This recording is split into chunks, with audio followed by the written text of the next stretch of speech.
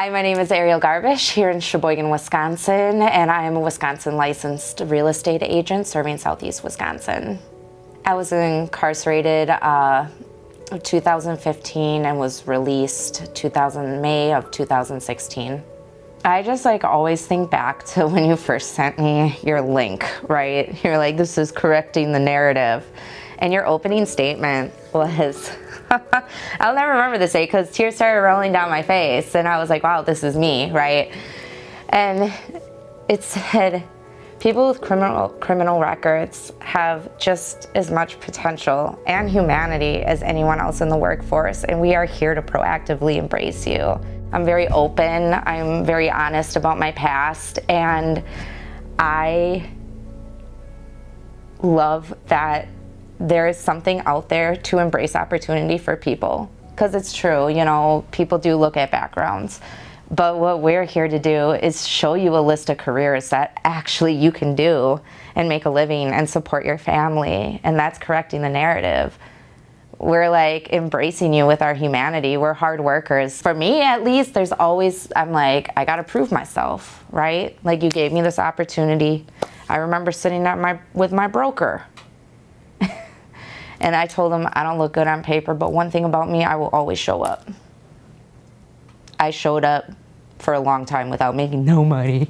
You know, and I think back to correcting the narrative. It's like, if we knew of the opportunities out there for us and we were connected with the resources, would you go for it? I think so, right? Oh, I'll talk about it. Okay, I get to prison. First time incarcerated like that, right? Because I always was out on bail. And I knew when I got to prison, you can't bail out. So I started talking to girls. And I was like, yo, how do we get out of here? Like, how do we get out of here early? You know, we're a truth and sentencing state. We don't go in front of a parole board and say, hey, I'm fixed, like, let me out. No. What I did in the 12 months that I was there, I completed 13 different programs, from relapse prevention, personal development. I did a 4-month residential AODA program. I did 3 separate different parenting courses, and I just had a baby at home, never been a parent in my life, but I was like, screw it, I'm gonna sign up. Because I just thought the busier I stayed, 1, time would go faster, and 2, it would keep my mind off of this terrible thing I knew I was about to give birth and have my child taken away from me.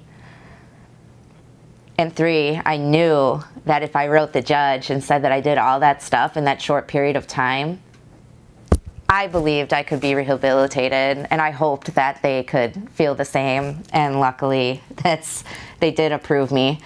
But it takes a long time. Madison, I ended up getting out 20 days early, but hey, a win was a win. It is important to share my story because there's so many like mine. And it is a ray of hope. Over the past 7 years, I have heard so many stories, and they're so similar to mine. And it's just shows people that there is a way out. Your life could be completely different, and it's one day at a time, but in all reality, you're one decision away from a completely different life. I didn't have this solid belief in myself yet, right? I did not know I was gonna come out and be where I am today at all, by any means. But I don't know, there was just something in the back of my mind that I wanted to heal. And I knew if I took I knew one little tiny step, even if it was a 4-week program in there that I went once a week on Wednesdays for 40 minutes, I knew that it would bring back something to me.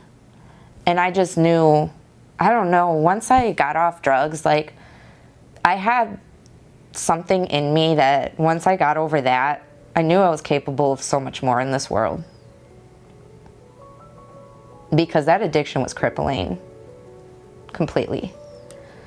And I knew there was just something. There's always been something in the back of my mind. Always something there. That I don't know how to really explain it. There's always something telling me that there's more out there for you. And it has created a very driven individual. in all aspects.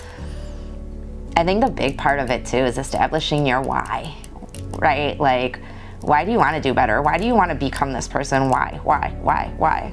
And for me, it was like, I look at my son and I was like, baby, you do not deserve that version of me. You don't deserve to go through what I went through as a kid. You don't deserve any of that. And now I look at him and I'm like, you will thrive because I created this for you.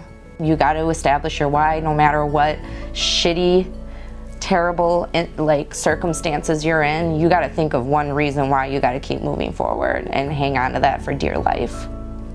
I just want to grow, not just no cap of like growth, right? I want to just grow personally, business, mother, every year. Like, I just want to see growth.